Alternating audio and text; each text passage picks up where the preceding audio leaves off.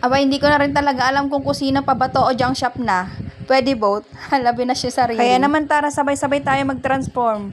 From this to this. Oh, wala pa, wag kang excited dyan. Kaya naman samahan nyo akong tanggalin muna tong mga basura dito. Ala, hindi. Gamit mo yan, te. Ano ka ba?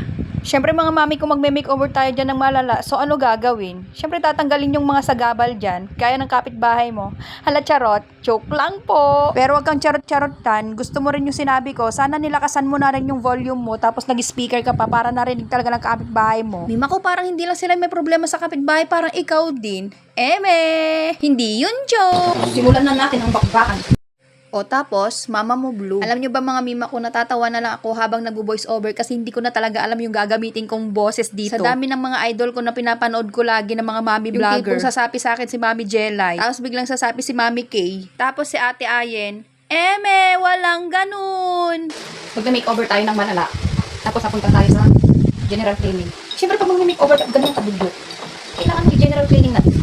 Hindi na pwedeng mag-makeover ka ang dumi-dumi. Di ba?